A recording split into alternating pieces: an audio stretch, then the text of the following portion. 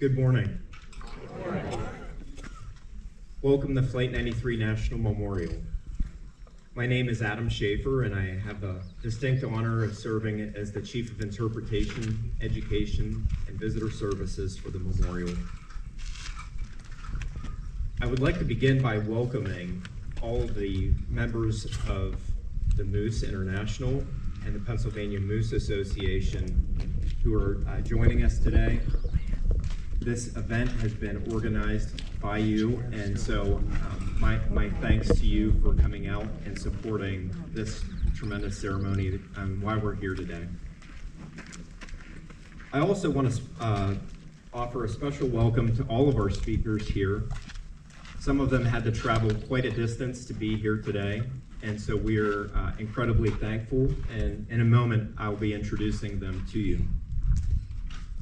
And finally, I'd like to welcome the rest of our visitors, and in particular, any active duty or veterans who are in the audience. If you would, please just take a moment and stand.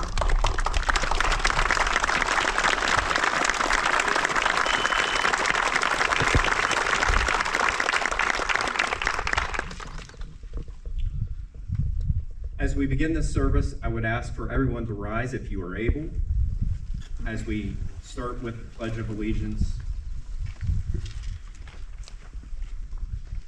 I pledge allegiance to the flag of the United States of America and to the republic for which it stands, one nation, under God, indivisible, with liberty and justice for all. Please be seated.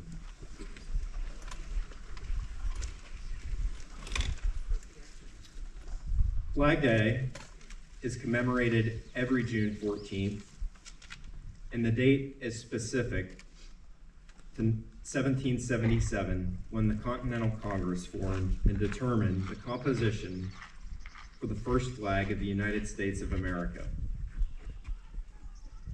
The Continental Congress said, resolved that the flag of the 13 United States be 13 stripes, alternate red and white, that the Union be 13 stars, white in a blue field representing a new constellation.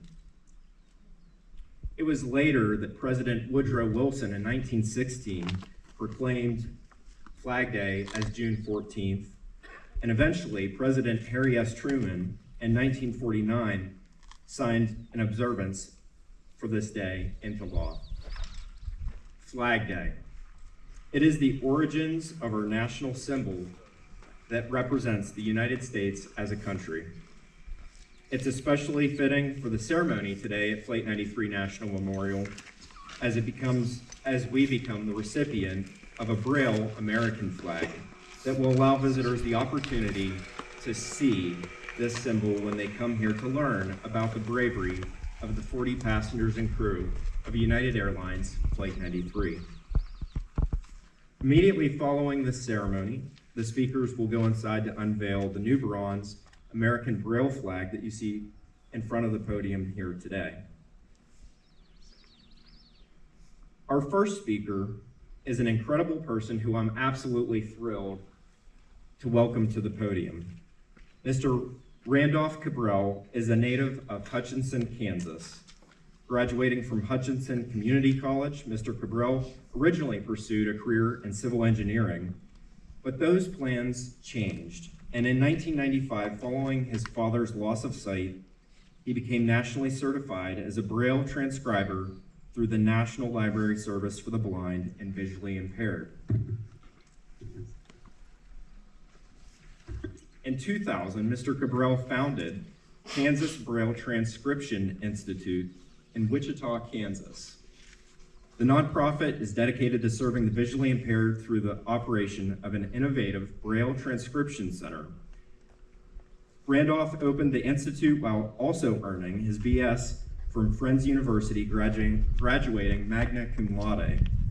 His independent research on the need for Braille transcription at the post-secondary level fueled him in 2002 to pioneer one of the nation's first internet-based Braille instructional tutorials. It's a forerunner of the Unified English Braille program. This groundbreaking achievement has made Braille learning accessible worldwide with no costs incurred. Mr. Cabral's efforts garnered recognition, including the Metro Disability Coalition Breaking Barriers Merit Award in 2007. But what I've learned is that his most cherished accomplishment is the creation of the tactile Braille American flag, which we are here to receive today. Honoring his blind father, a World War II veteran, this flag has been recognized by the 110th U.S. Congress and is displayed in various prestigious locations, including Arlington National Cemetery and the National September 11th Memorial and Museum. Mr. Cabral continues to serve as an advisory member of the American Braille Flag Project and has since its inception. Randolph continues to transcribe Braille in multiple languages, driven by his passion for literacy and accessibility. Last year, Mr. Cabral founded Raising the Flag, a program geared toward advocating and advancing the rights of the blind and visually impaired toward full experience and equal access to information. Outside of his work, Randy, if I may, as I've come to know him, is a devoted father of 5 children and volunteers at his local church. It is my privilege and honor to welcome the accomplished Mr. Randolph Cabral.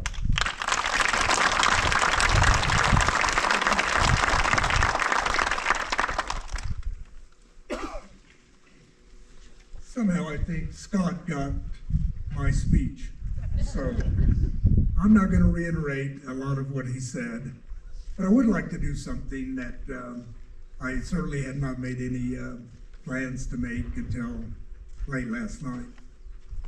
As I shared with my good friends, Paul Kamenetsky and Walt and their lovely wives and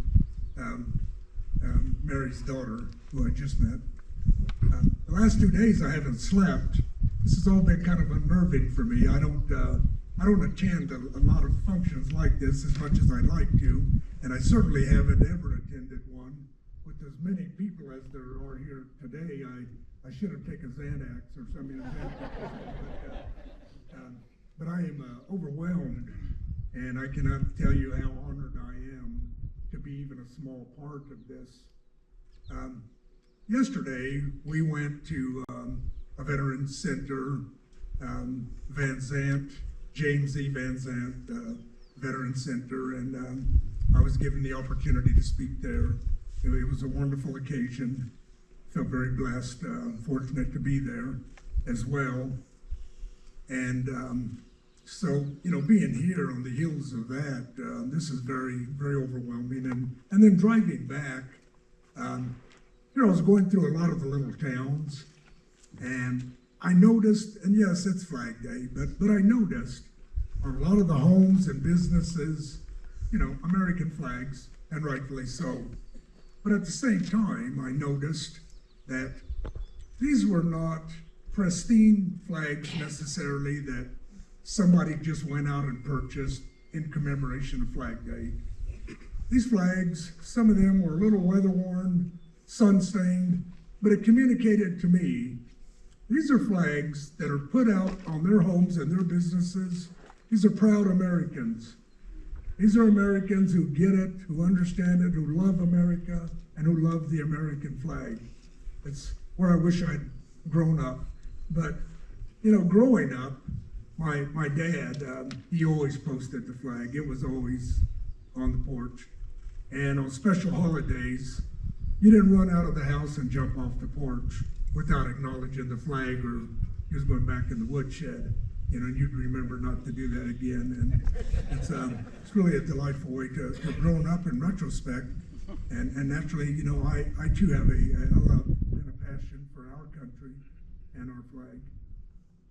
My dad was a brick and block layer, and that's what I was being trained to do. I was his tender. You know, I mixed the mud so Mom could lay brick and block, and then he was gradually teaching me. And I thought that would be my life's course.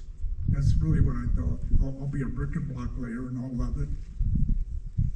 But things changed when my dad's life changed and he started losing his sight to glaucoma. He wasn't going to be able to do that anymore. And I thought, well, as much as I love doing this, if I can't do it with Dad, I love the atmosphere, the construction atmosphere. I'll go ahead and become like a civil engineer, bridge and highway construction, and that's what I was kind of cutting my teeth on when my dad completely lost his sight. And I told one of my older brothers, we really need to look into services for the blind and see what we can do to help Dad and others like Dad. And he said, I think that's a wonderful idea. You get out there and you get started on that and let me know where it goes. And if you need my help, give me a call. I learned that there was an opportunity to become a Braille transcriber. And it was through the Red Cross. I took the course and I graduated. I became nationally certified. And when you get nationally certified as a transcriber, your name goes up on a registry nationally. A place called the National Braille Association, big outfit, I believe out of Massachusetts. They put your name on this list. So in the state capital of Kansas, there was a lady, her name was Sheila Fromm. She was the lieutenant governor. She called me. I understand your name's on the list. You can do Braille. Yes, I can.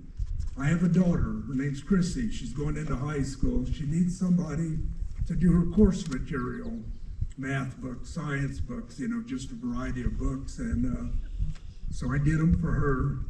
And then I started getting calls from other people asking me to do theirs. And so here I was up night and day doing Braille, and I decided I can't do this by myself. I'm going to have to train people. I'm going to need a building. I'm going to need equipment. I'm going to need trainers. So I started training people. And eventually, we had enough people to train other people and so forth and so on. But then I also reached this point where I thought, I'll never live long enough to be able to train enough people to make the kind of impact this industry needs. So it was during 9/11 that a immigration attorney contacted me and said, there's a small window of opportunity to bring computer science professionals into the U.S. to help with the security of our country. And would you have a need for program writers? And I told her, absolutely. I've been contemplating maybe trying to develop an online program. So we brought a boy in, a kid named Lalika Palagaru from Sri Lanka, and he brought a gal in named Kanchana from India. And then a couple of months later, we brought in 2 more kids from India. These guys were fantastic. We started writing that program. I developed the parameters. And we were told by people from as far away as the UK and other parts of the US, you'll never be able to write this program mathematically. It's impossible. You'll never figure out the code for it. 5 days later, we had it figured out. We started developing the website, and within a matter of months, we launched it nationally. And we started getting people certified all over the country. We're the only place in the US that had that capability. In time, I decided we need to take the raw source codes and we need to upload them to a place called open source, where anybody in the world that wants to try their hand at this kind of programming can do it. The only caveat was there could be no charge. Nobody would be charged to use the program. So I think it was in 2010, Australia put one together. Real nice program, better than ours. Technology had changed a lot. And then the UK adopted it, and then Canada, finally the United States. Today that program is used all over the world in just about every known language, free of charge. So it's a great accomplishment, and it's something that the industry needed. And by the grace of God, I just happened to be at the right place at the right time. And circumstances in my life fell where they were supposed to fall. Yesterday I mentioned out of the Bible You know, there's, I think it's in Ecclesiastes, you know, it reads about seasons, or different seasons in our lives, you know, and we never know where we're going to be from one time to the other. God does. And we find ourselves in these different seasons of time. And for those of us that are in the service industry, there's a lot of sort of like overlapping in those seasons and what we end up doing with our lives. Here I thought I was going to be a block bricklayer. Then I thought I was going to be a civil engineer. I ended up being something that I never imagined I'd ever be. But it's a passion that I'm sure I'll die with. And it's a passion that I love very much. It's very close to my heart. I mean, it originated with my dad, but it didn't stop there. So this is just a little bit of back history on who I am and what I do. As I mentioned, last night and yesterday, rather, driving around and seeing all these flags, it really inspired me, you know, and it reaffirmed in me that America has not gone to hell in a handbasket. You know, we're a very resilient people, country. You know, we're here to stay. Still the greatest place in the world to be. And so I wrote like a little tribute. And in this tribute, it's not just about the American flag. It's about what it means to be blind as well, and to be in America, and to know you're in a country that has the most inclusive flag any place in the world, or the only place in the world, technically, that has a flag that all can see, blind and sighted. So if you'll bear with me, I named this, I Love Her Dearly Too. Now, I say bear with me because after not having sleep for 2 days and not being a writer by any stretch of the imagination, I don't expect it to be perfect in any sense, but I hope you'll still get what I was trying to say. I love her dearly too. Some people say she flaps and waves high above most trees, her colors brightly flickering between its branches and its leaves.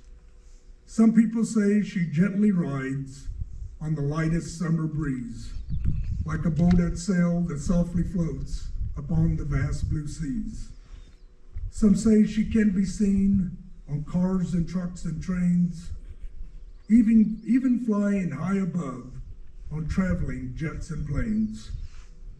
Some say she can be seen along our city streets, marking special dates and graves and places soldiers meet. Some people wear her on their skin as a source of lasting pride, while others wear her on their clothes, shirts, caps, and ties. Well, even though I cannot see her as sighted people do, she's the flag of this great nation, and I dearly love her too. I can see her with my fingers, like a piano sees its keys, and I love her just as dearly as do people who can see. Through touch, I know her stars and stripes, Braille color, code, and key. The Pledge of Allegiance, too, was brailled on her red stripes for me.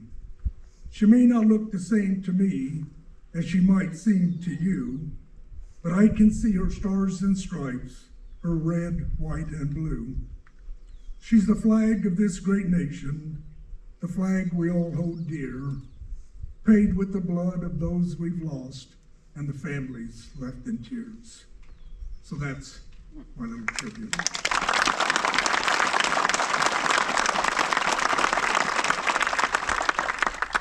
And I want to thank each and every one of you for allowing my presence here today, for inviting me into your community, beautiful community. You know, like I said, it's just so beautiful here. And on behalf of the Kansas Braille Transcription Institute, which is my place of work and my family, on behalf of them, I want to extend to you a very special thank you to the men and women of Flight 93 Memorial for honoring the tactile Braille American flag, granting its existence here today, and hopefully for many years to follow. I want to extend a special thank you to Moose International, to all of you who have helped tremendously, from what I understand, in helping to make all of this possible. And, enough cannot be said about your organization. It's a wonderful organization. And again, I'm just glad to be even a small part of what's happening here today. So I want to close with saying thank you, God bless you, God bless America, and to each of you, happy Flag Day.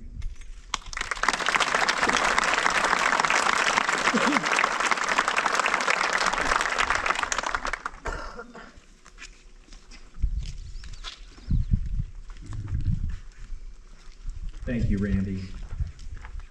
As we approach the Father's Day weekend and hearing the story about the beginnings of the Braille flag, I can't imagine how proud your dad would be of all the places that you've been able to, through your work, through the American Braille Flag Project, place these.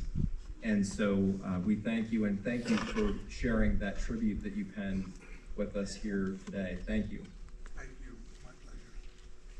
Our next speaker served over 20 years in the United States military in the Army, and completed 3 tours of active combat in Vietnam, retiring as a staff sergeant in the Special Operations Aviation. During his combat experience, he was exposed multiple times to Agent Orange, which has resulted in making him legally blind alongside other associated Agent Orange-related disabilities. Walter can only see in silhouettes and has underwent 30 surgeries as a result of his exposure during service to the United States. Today, he leads the American Braille Flag Project as the president, where he continues to advocate for the installation of Braille flags in VA hospitals and other public venues. He's joined today by his wife, Maureen. Mary, thank you. There's two M's. There's 2 M's. Thank you. He's joined by his lovely wife, Mary, as well as his colleague, who's here, Commander Paul Kaminsky, retired U.S. Navy, where the 2 of them continue this work to place these Braille flags, as I previously mentioned, in VA hospitals, public forums across the country. And I had the pleasure of working with both of these gentlemen, and I should say Maureen is here as well, his lovely wife. I had the pleasure of meeting both of these gentlemen several months ago when Superintendent Clark came to me and said, would you call this gentleman, his name's Walt Peters. He's interested in placing an American Braille flag at Flight 93. Would you call and just check out what's going on with this? And of course, I picked up the phone and I called Walt, and before long we were talking about this event on Flag Day, and he said, hold on, I need to pull in a gentleman by the name of Paul Kaminsky on this. And we were on Zoom calls together for several months, and I got to know them much closer. But the one thing that I didn't know about Walt was his guitar playing skills. That eluded me until I was preparing for today's service. And what you might not know about our next speaker is that he is an active member of the Grand Ole Opry, and he took his guitar talent with him to Nashville, Tennessee, to play with the likes of Kenny Rogers, George Strait, just to name a few. We were talking this morning about some of the other names. But his latest accompaniment work was to Carrie Underwood with her #1 hit. Walt continues as an active member, as I said, at the Grand Ole Opry, and he's been inducted in the Independent Musicians Hall of Fame.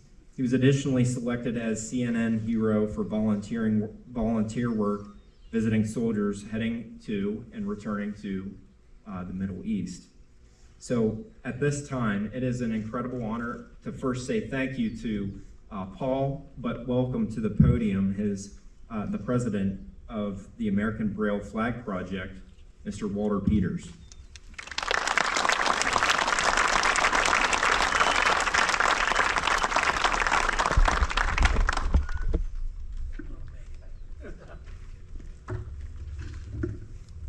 Well, good day, everybody. It's a beautiful day today. You know, one of the greatest things we have in our country, we're like a big bowl of salad. If you are a tomato and this fellow over here is an onion and this one is lettuce and I'm a carrot, you know what makes us taste so good? Is our liberty. Our togetherness. That's our salad dressing. We are what we are because we live it, we believe in it, and we love it. It's that simple. Today is my honor to be here with you. I love this place.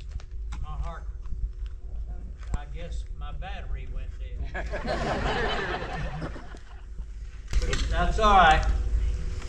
I just get a little louder. Is that why it happened?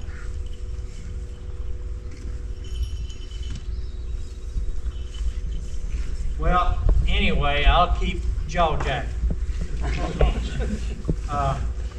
The Braille flag, to me, Randall give this American Legion in Savannah, Georgia. Oh, okay. All right.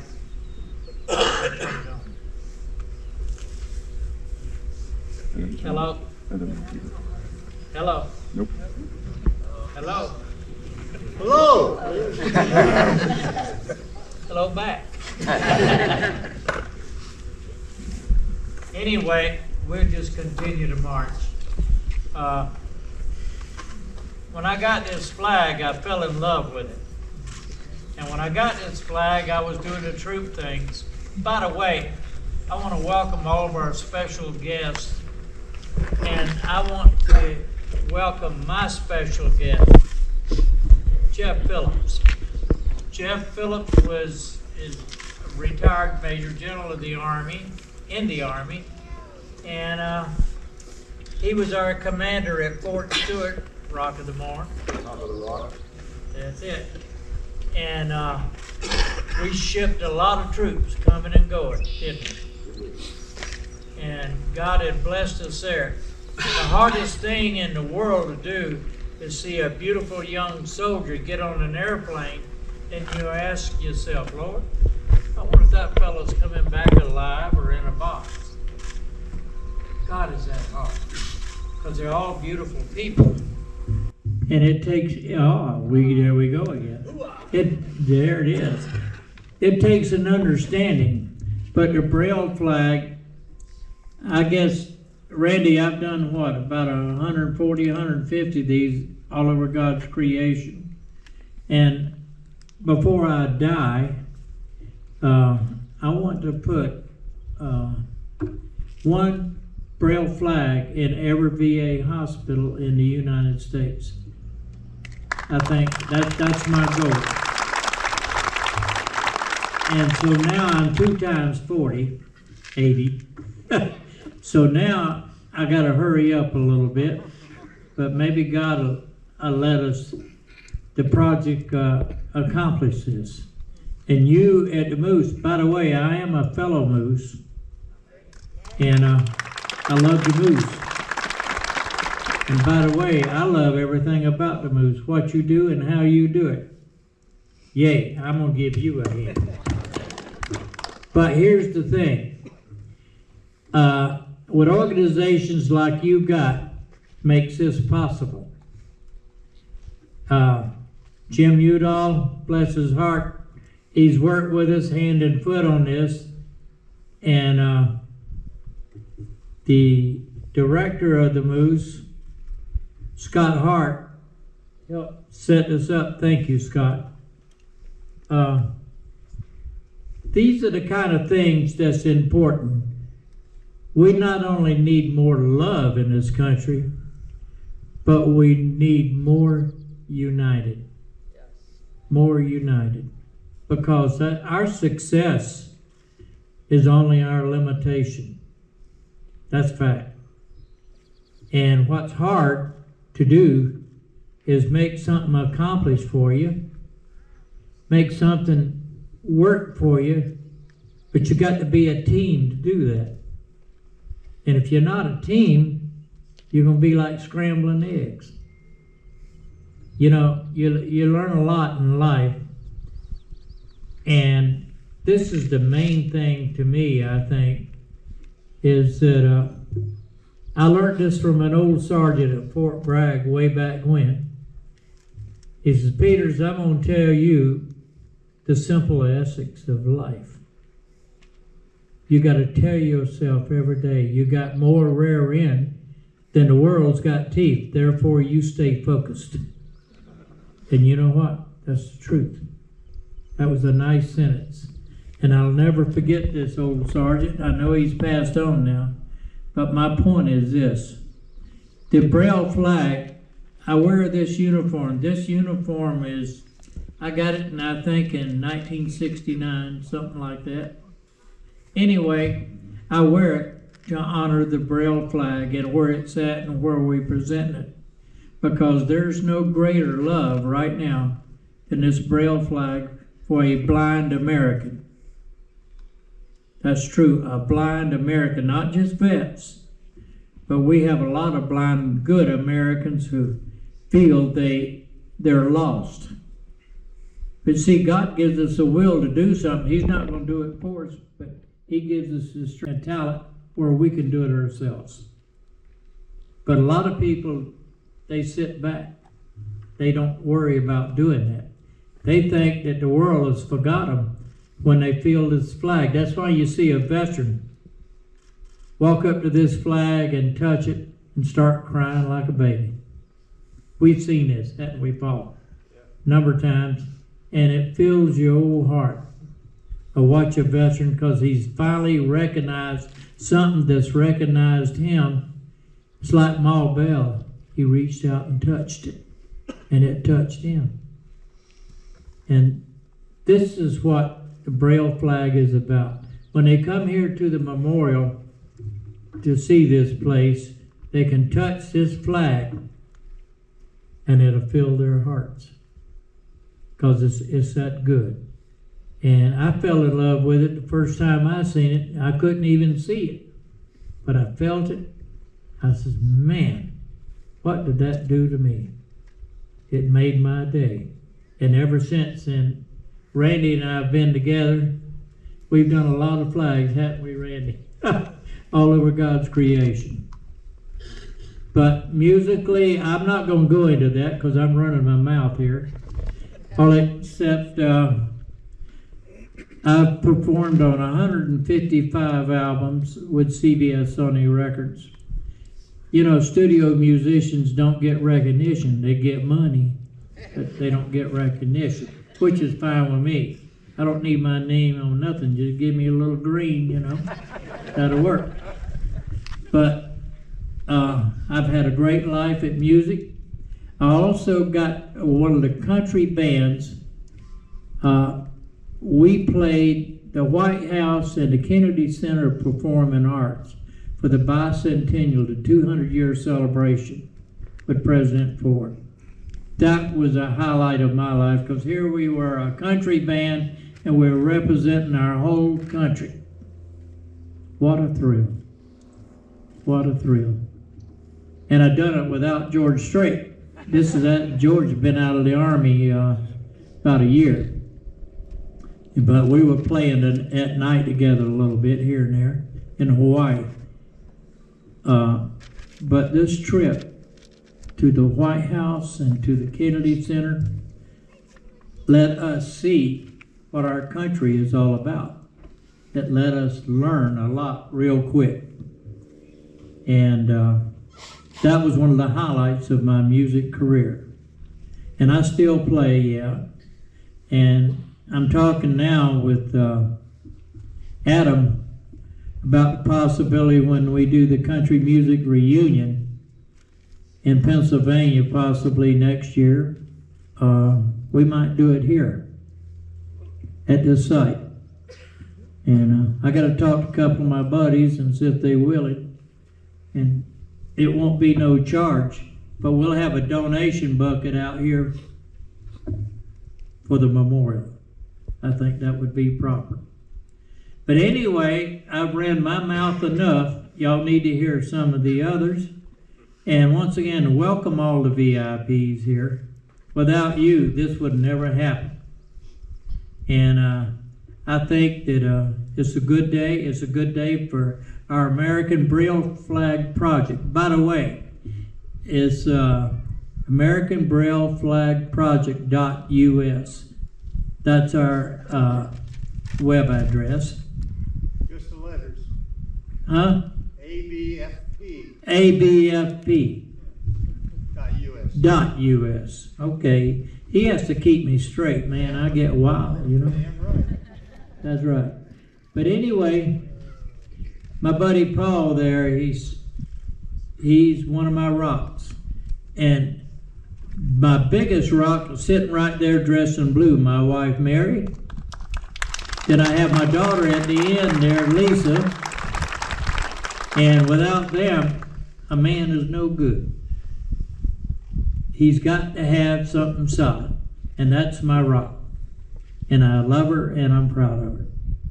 Thank y'all very much, and God bless you, and God bless this place.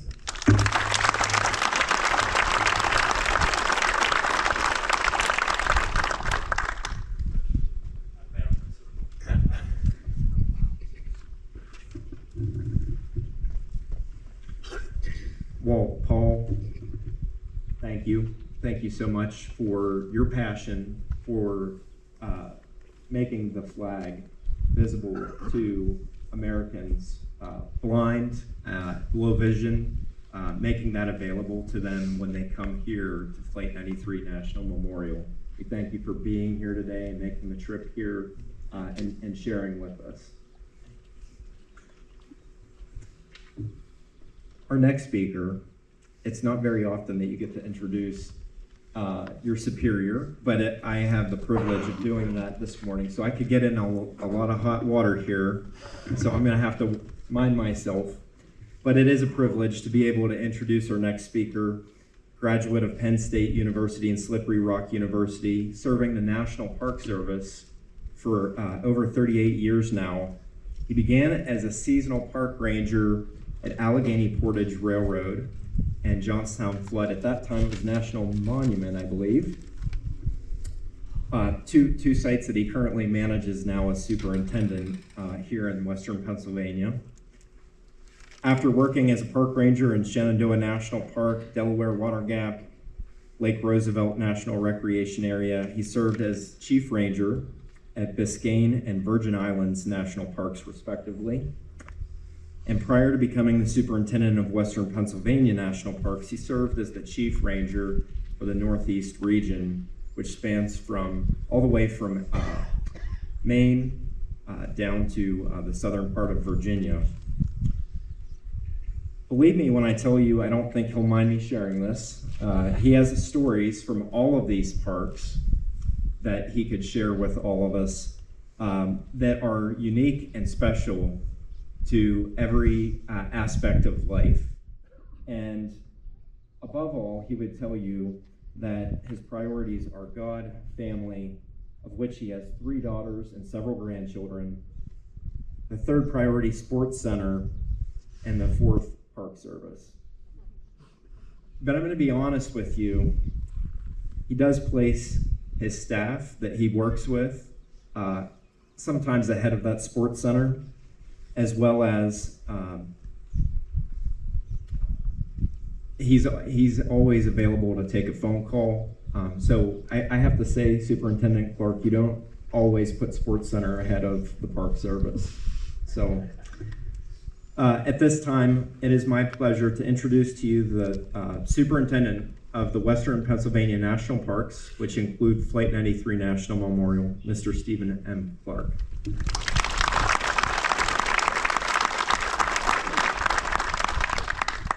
I don't think he said anything that would put him in the doghouse, but Adam, I would like to publicly recognize and thank you for taking this project on.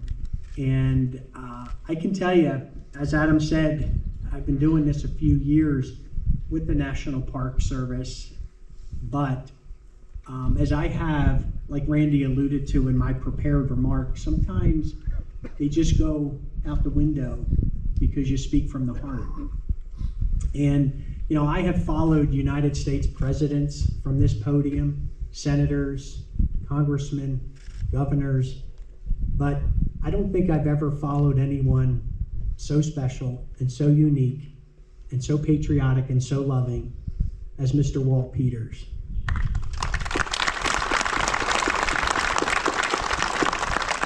When he called several months ago, completely out of the blue, and again, I get calls, you can imagine, from all walks of life, wanting to do anything from yoga classes here at the memorial to concerts or what have you. So being the shepherd of this special place, I'm very cognizant of what's appropriate and what is not. And certainly, the more I learned about the goal of the Moose Association and Randy's, literally his objective with the Braille Project, and then having worked with Walt over these last several months, it was something that I really was looking forward to doing and supporting. But you know, I'm going to go a step further. As Adam alluded to, I oversee and have the honor of serving as the superintendent of 5 national parks. And I pledge to you all this morning that within the next several months, not only will a Braille flag be at Flight 93, but I promise you, one of those exact flags will be in the other 4 visitor centers in the next several months.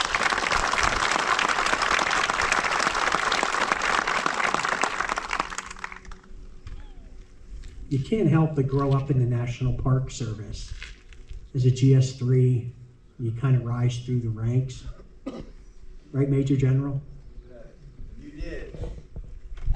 And you can't help but have relationships with many of those individuals who are now regional directors and superintendents.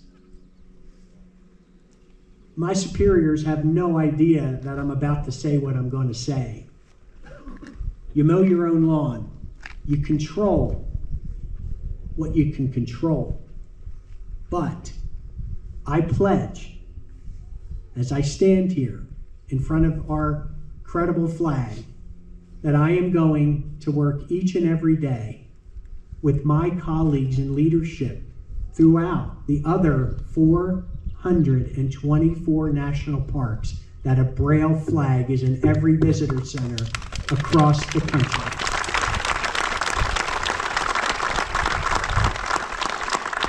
And I really don't think that's a stretch.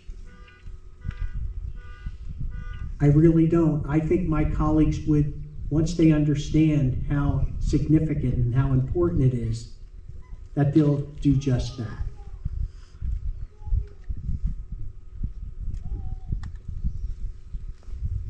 As I close, you know, this gentleman over my shoulder on my left, Mr. Kenny Nacke, whose brother Joey, you'll hear from Kenny here shortly, was on Flight 93. His daughter Courtney is here with us today. Kenny and so many family members, but specifically Kenny, has become a very dear and trusted friend, both to the memorial and to me personally. He's always there lending a helping hand and gives so freely of his time to the park and to each and every one of us, as is evidenced by his presence here this morning.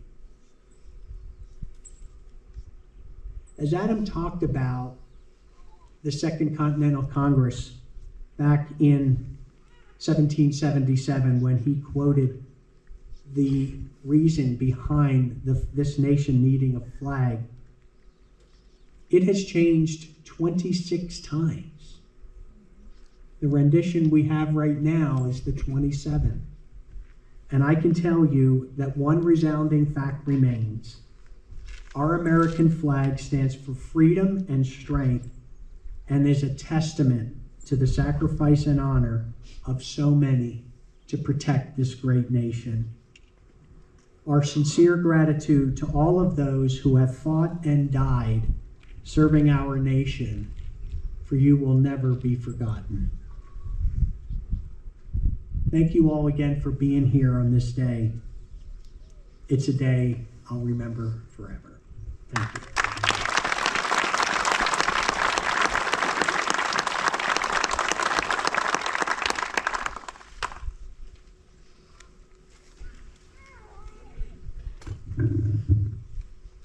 Thank you, Superintendent Clerk.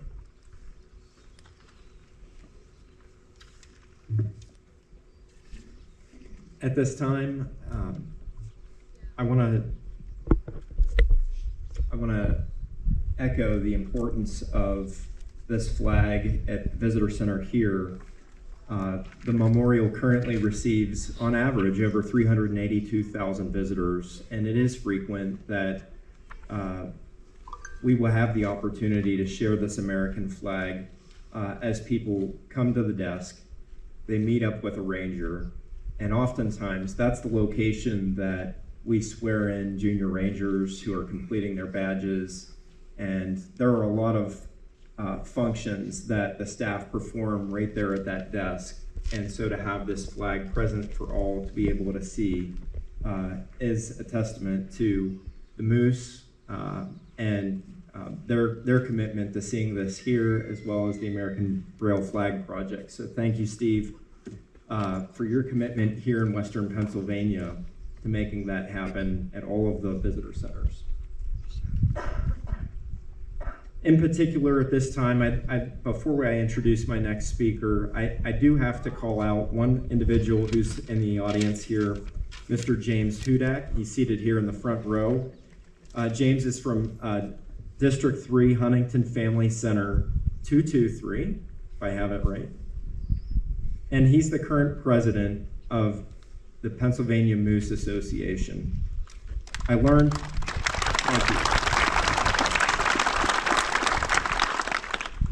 about him in preparation for today that he had joined the Moose after assisting his brother, who had been charged as the point person in Pennsylvania for the fundraising efforts when we were building the Flight 93 National Memorial. And he was, at that time, not a member of the Moose, and joined as a result of the aid that he was providing on the marketing for this fundraising initiative. And I have to say that a lot of the work that went into the logistics of making today happen is a result of Mr. Hudak, and I am just incredibly grateful for all of his efforts to making today possible. So I wanted to just give him the acknowledgments that he certainly deserves for making today possible. Thank you, James.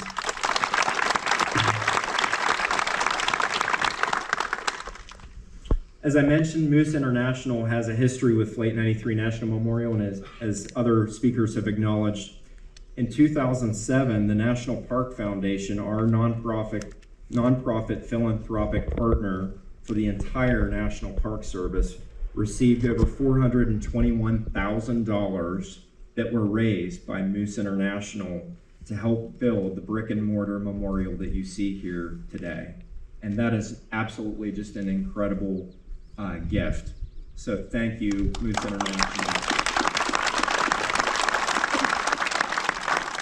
A lot of that was meals, scarves, and ties that were being sold, and of which I think our speaker is sporting today. It was nice to see Scott wearing his very appropriate and fitting attire here.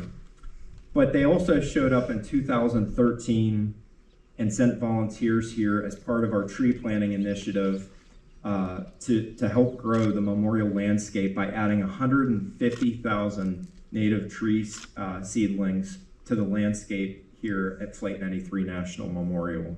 So I have to say, just like their tie says, they have not forgotten 9/11, nor have they forgotten Flight 93 National Memorial.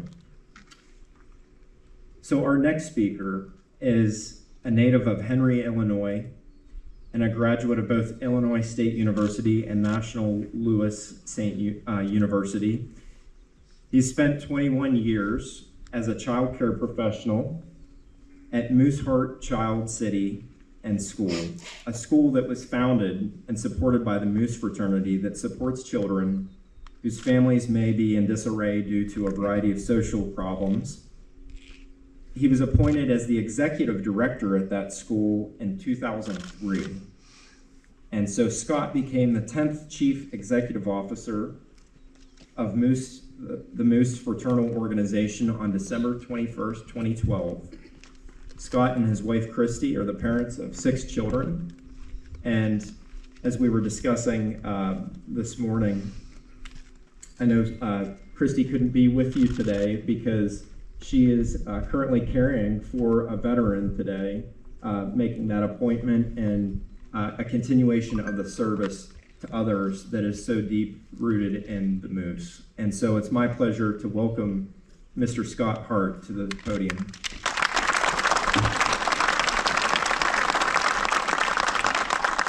Thank you. You know, when you get down to the end, Ken and I have to read the room or read the outdoors.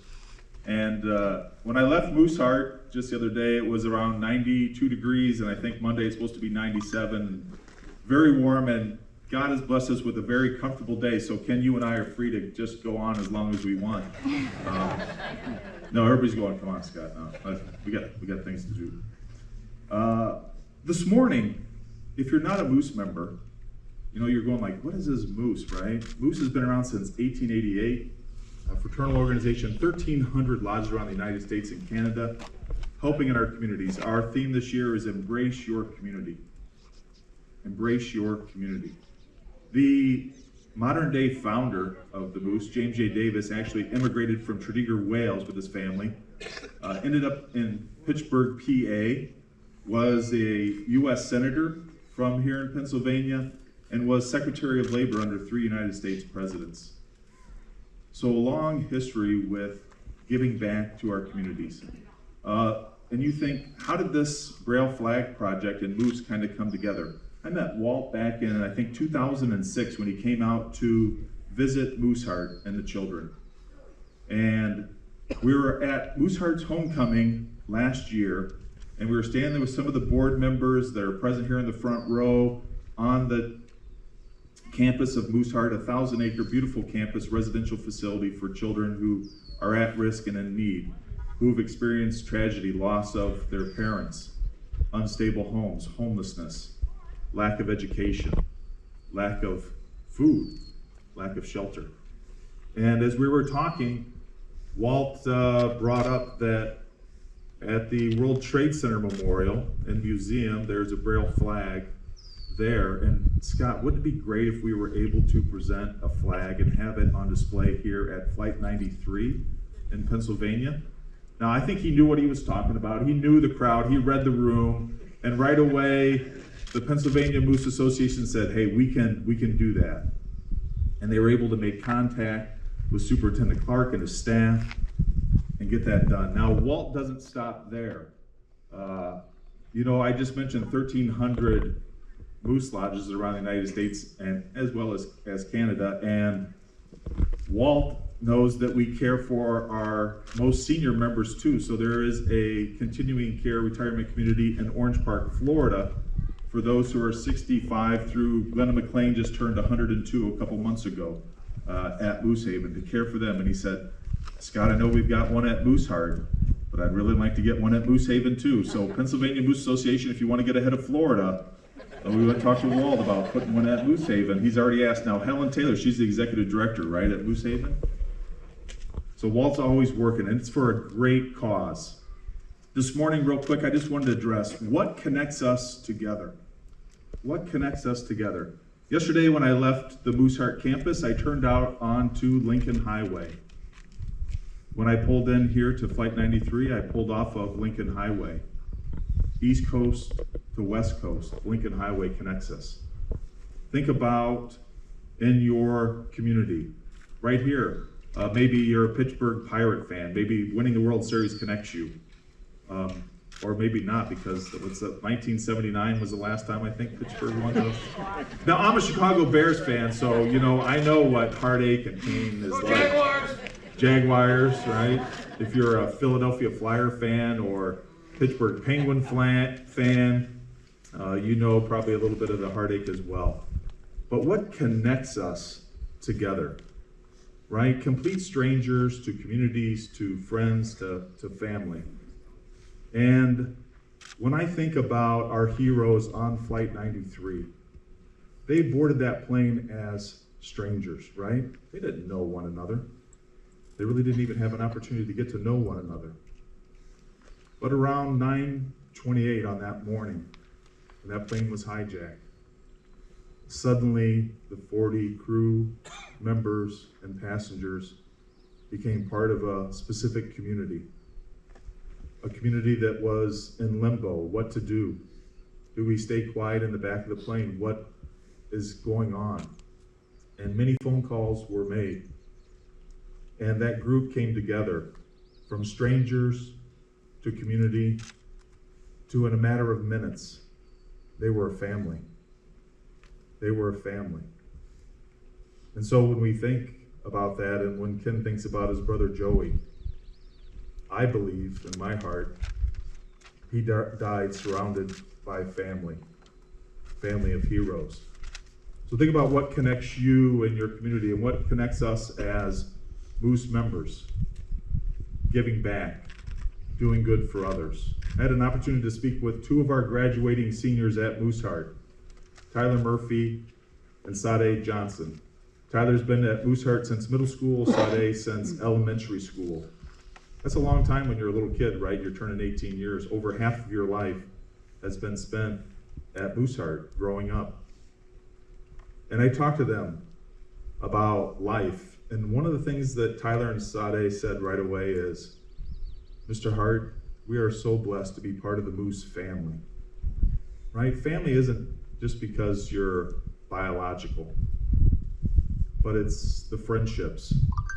It's the special moments that we share, the joys, the triumphs, the sorrows that connect us together. And I'm sure Ken will share with you, through this tragedy, the newfound family that he has, connectedness together, doing good for our communities.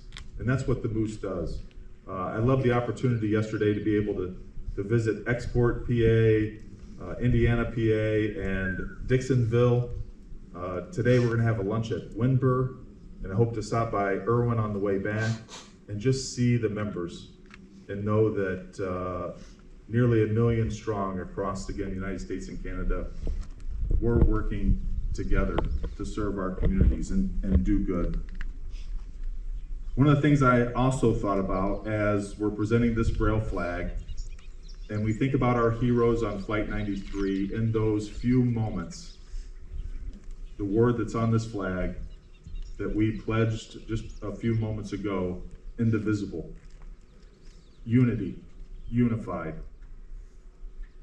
While things were unfolding, right, they came together, unified, indivisible, and said, what's the plan? And I think about our children at Moose Hart today. We do something called ALICE training, right? And maybe you know it as what to do if there's an intruder. And our children, Jonathan, Madison, Megan, Mackenzie, Jonah, and Joshua, go through the same training at their schools. What do you do when evil comes into play? How do you react? And I think when I grew up as a child, right, we were kind of told, sit down, be quiet, don't do anything. But because of the heroes on Flight 93, that's where it started. When evil comes into play, unified good will triumph over that evil. And I love that. Indivisible. They came together as one. I'm reminded last night, I was sitting in Dixonville Lodge and we were talking about a ceremony in the Moose. And they mentioned the scripture verse. And part of the ceremony is from Matthew 19, verse 14.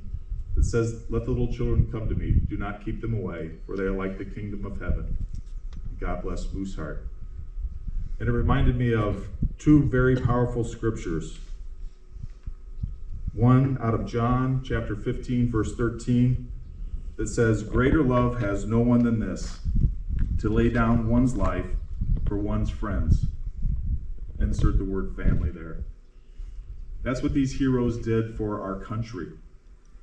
They laid down their life for complete strangers, for men and women of a community, for their friends, for family, for generations to come. Secondly, Philippians chapter 2, verses 3. This is the most important thing, the most important lesson, I believe, thinking of others. "Do nothing out of selfish ambition or vain conceit, rather in humility, value others above yourself." And in those moments, heroes of Flight 93 could have thought, what's in it for me? What can I do for myself? You and I today can say, when I leave here, what can I do for myself? But I believe the power of the Moose, the power of community, the power of being an American is that we can think of others. What can we do for others? And in the Moose, that includes taking care of children, taking care of our communities, and taking care of seniors. The most significant line that I read this morning, and I felt across the Braille letters, is the last line of the Pledge of Allegiance. "Indivisible, with liberty and justice for all." Unified together as a country, as a nation, as a community. Men and women who are willing to think of others for freedom's sake, so that everybody has the same opportunities.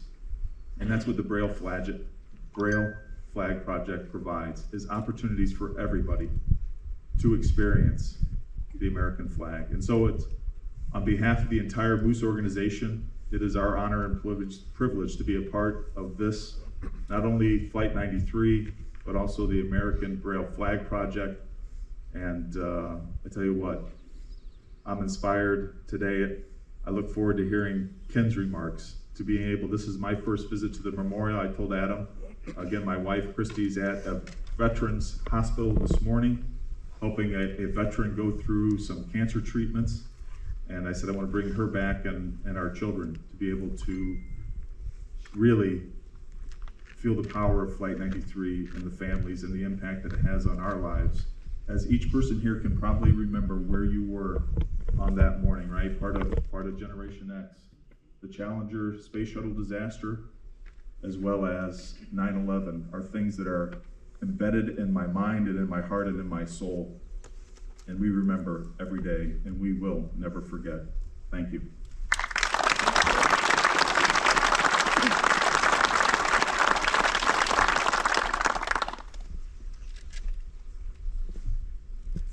Thank you, Scott. You really did a great job of setting up Ken, and so did Superintendent Clark. He's not leaving me much left here to share about Ken, and I'm gonna get right to that. But I think your words about family and service really speak volumes about the memorial community that formed right after Flight 93 crashed here. Mr. Nacke was here right after Flight 93 crashed. He'll tell you he's been a part of this memorial project, and he became part of a family that I think we both wish we didn't have to be a part of if we didn't have to. But I'll tell you, there's nobody better in terms of having your back. And a lot of that comes from his career and service as a homicide detective in Baltimore, which he's recently retired from so he could spend time with his family. And I think those are the sentiments that you were sharing so well, Scott, that when the memorial needed a voice from families, there was somebody that stepped forward and to work with as we developed this place. And so somebody that gave up while they were working a full-time job, had a full-time family, and always made the effort to be here at the right time whenever there needed to be a voice from the families representing those that were on board Flight 93, and especially for him, his brother, Louis Joseph Nacke II, or Joey. So it is with my utmost honor to be able to introduce to you Mr. Ken Nacke.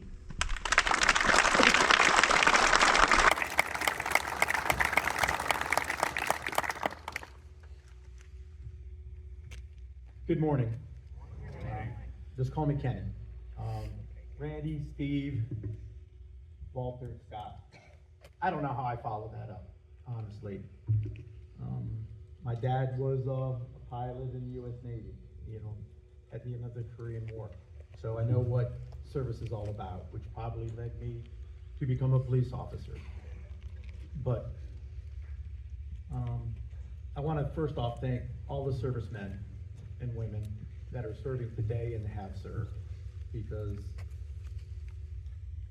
what made me realize back on 9/11 was that this new modern war on terrorism kind of pretty much started right here. I always say that Flight 93 was the first battle won against this modern age, and the men and women who have served after are continuing that fight to make sure that we are safe. So I want to first off to say thank you to everyone that said and served. And the Moose organization. I can remember Steve saying how they were helping us when the brick and mortar came to building, about the t-shirts and the ties, the scarves, and whatever they did. It was amazing, because what did I know? I'm here, I'm a policeman. I had no idea what fundraising was or how to become, to build a national park. It was truly a true labor of love for me, and that's why I did it. And I've been involved with this project since 2002. But what I'm gonna do is I'm gonna pull on your heartstrings a little bit, try to take you back a little bit to September 11, 2001. Joey, my brother, Louis Joseph Nacke II, was the oldest of four. He was always my parents put him in a little tough position. No matter where we went, the Nacke clan was that Joey was always in charge of us. He was given the task to make sure that we were taken care of, looked after, and protected. And when we left, we were together, and when we came home, we were together. And that was the mission that my mom and dad gave him. And as Adam was talking, I remember meeting Adam. I think he just graduated high school and he was getting ready to go into college when he started working on this project, when we started the task force. Back in 2003, 2004? That's how long I've known Adam. Superintendent Clark, even though he's probably the third superintendent that's been here, he's more like a brother to me and everyone here, with Katie in the back and all the other new Rangers that I come to learn and love and know their names and their families. Look around at this place. Look at what the maintenance people do to it. How this 2,200 acre national park is taken care of, so that future generations can come to learn and about. I always say, when it comes to Flight 93, they need to be honored, cherished, and remembered for generations to come. As Walter was talking about family and commitment and unity, look back. What do you think our country would look like today if Flight 93 reached intended target? Hit the White House, hit the U.S. Capitol.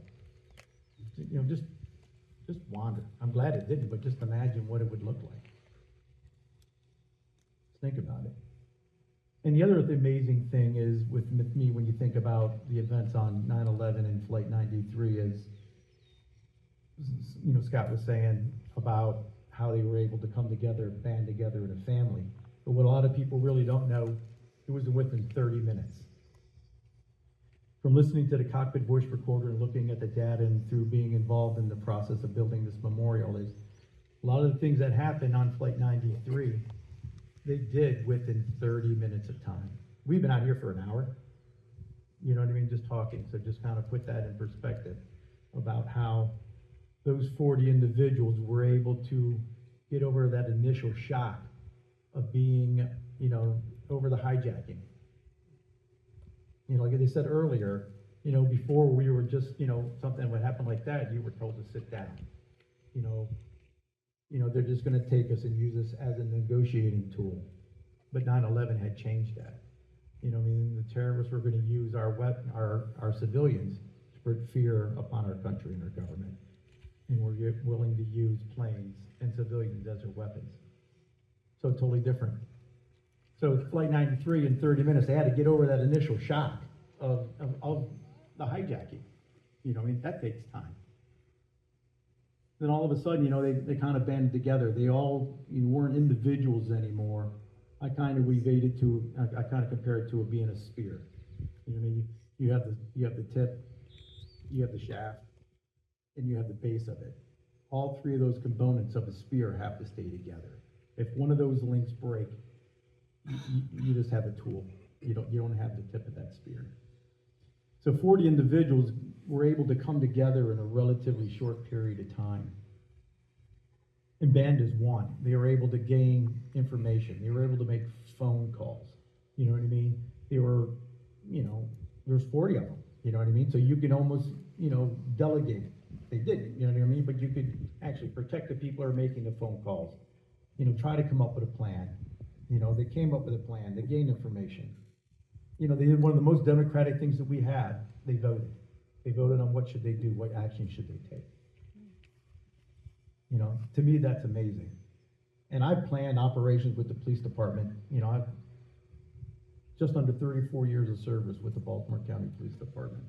And I've done things, and we planned raids, we operations and stuff like that. And I can honestly tell you, not one of the operations that I did in my career ever went the way it was supposed to go. And I can believe the gentlemen in the service over here in the Army and the Navy and any of the services, you know it didn't go the way it was supposed to go. But for some reason, or divine intervention, I don't know how to put it on there, but you had 40 individuals on that flight that were able to overcome so many things and make sure that that plane did not reach its intended target. That speaks volumes to their character, and it speaks volume of how they were raised, and it's how family meant everything to them. I always say that, you know what I mean? You know, I've been asked questions all about it and say, well, why didn't your brother make a phone call, or why this didn't happen, or why that one? And I said, I don't think they would think about it, because their greatest motivation on 9/11 was to get home to their families. You know, that's all you need, is that drive, that family love that you have, and commitment that you have, that's going to get you to do things that you normally wouldn't do.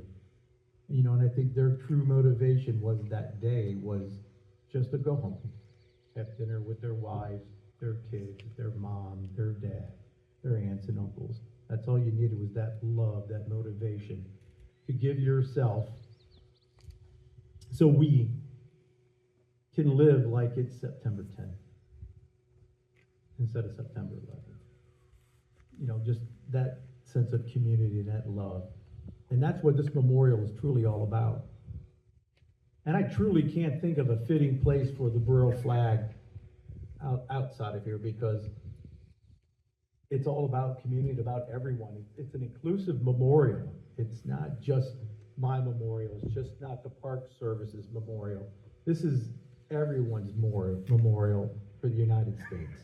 So what better place to place the Braille flag here for a community that have lost their sight, their limited sight? I mean, it's fitting.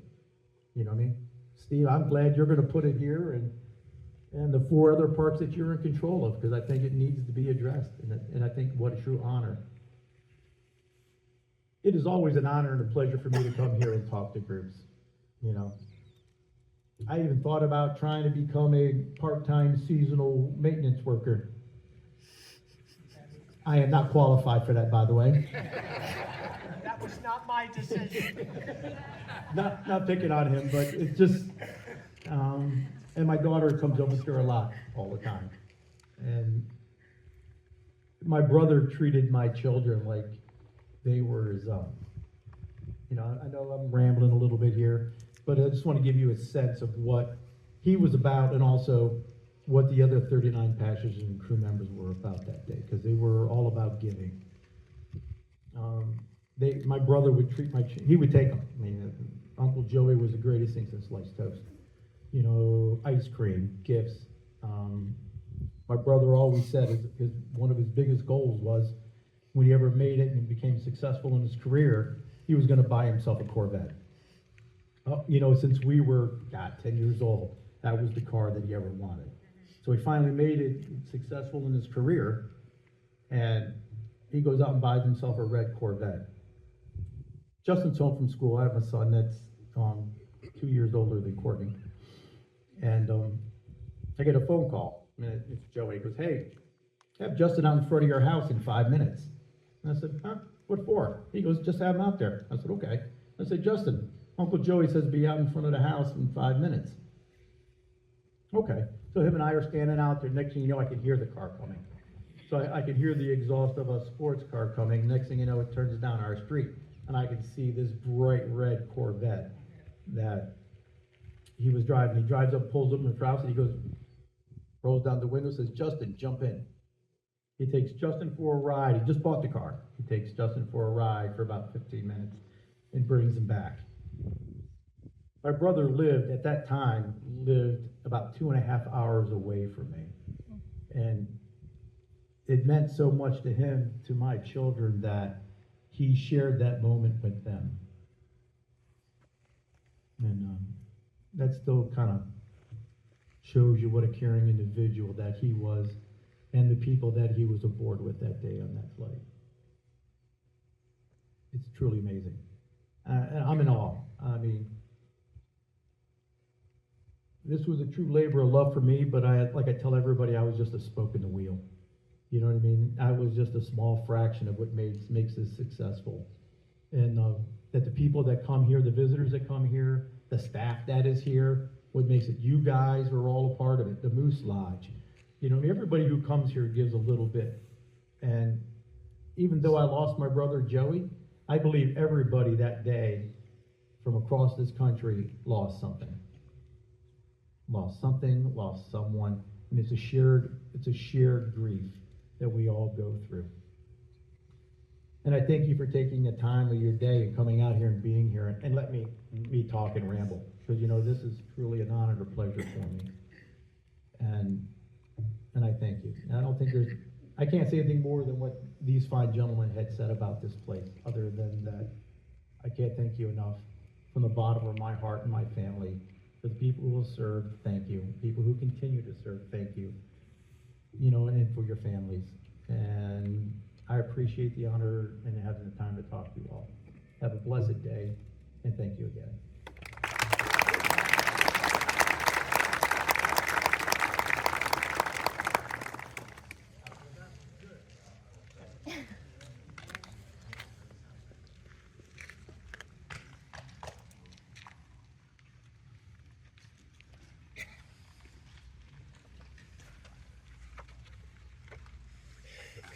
Thank you, Ken.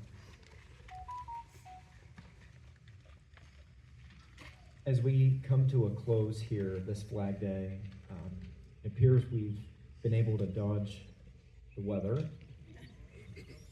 Feel a couple drops coming in.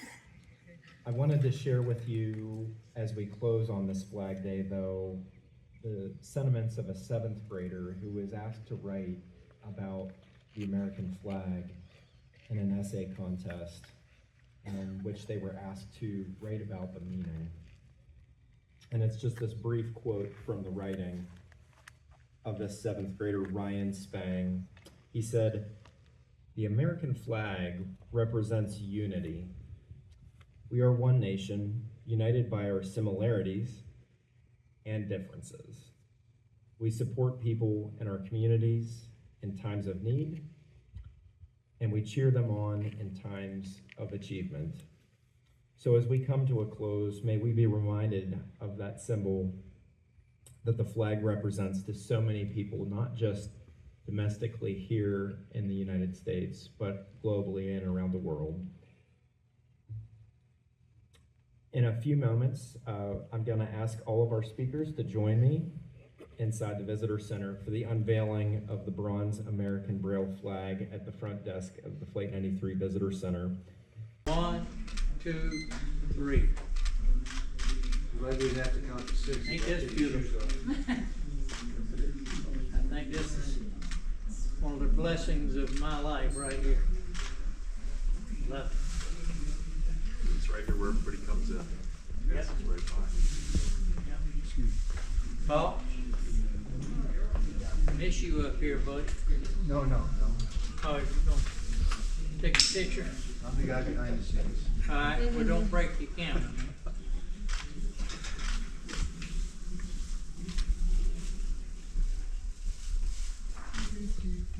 This is real neat.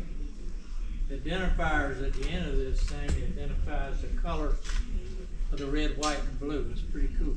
You done a good job of that, man. If you keep this up, I have to give you a favor. Oh, well, do whatever I can get. I forgot I'm 77 now. Wow. Yeah, you're 77? I am. Getting up is not as easy Oh, I've as seen that. I've seen that. Commander, if we could get a photo with you and Wolf, Okay. and if you want Randy in there too. Oh, yeah, Randy. Yeah, come on, Randy, yeah. Oh, I don't want to block Oh, I see. That's all right, I'll move down a little bit. Yeah, that'll be fine. Actually, Walt was standing in front of it and nobody. Never mind. They can't see through mud. No, I was just talking about so short. All right. Only thing I say is God bless all of you. And America. And America, you better believe it. While we're here, I got a little story about a 10-year-old girl in Louisiana. And we had some friends of ours that have picked up installing these flags also in the state of Louisiana. And they were doing a middle school. And they had a 10-year-old that was in the room with them just prior to the ceremony. And they asked the 10-year-old, she's a blind student at the blind school, do you know Braille? 10-year-old so proudly announced, yes, I know Braille, sir. I said, have you ever seen a Braille flag? She said, what's a flag? So they brought her over to the flag, and she was feeling it, the stars, and started doing the Braille of the pledge. She says, we say this every morning. It's the Pledge of Allegiance. It was the first time she ever connected the pledge to what the actual flag is. And they sent me an email telling me about the story. And, tears were rolling on my eyes. Just a 10-year-old, so proud to finally see this as a flag, and relating the pledge to the flag. And that was part of the significance in creating it, was there was a group that worked with, mainstream children, but one day they had a blind child in the classroom, and this group went and gave they do presentations on Americanism, patriotism, and at the end of their presentations, they give all the students a bookmarker. It has a flag, and it has the Pledge of Allegiance, and the little boy gave it back to the group. He said, I'm blind, I cannot see it. It's of no use to me, give it to somebody else. So they came by the facility that I run, and they shared that story with me, and the flag had already been made, and they asked, can you Braille the Pledge of Allegiance on a separate sheet of paper? And I said, I'll tell you what, if you come back in a couple of weeks, I got an idea, I think you're gonna like it. And it was from that point I put the Pledge of Allegiance directly onto the flag so they wouldn't be separated. And that's how that came about. It's beautiful. Thank you. I'd like to set up one more photo with the Moose, the members of the Moose that are here. So Jim and if I can get Scott over here for one last photo, and then what I'd like to propose is we can go to the back of the area on the back of the visitor center. I don't want to disrupt the fellowship. Whatever you want. Okay. Hey, how you doing? Squeeze in. We all squeeze. Suck it in.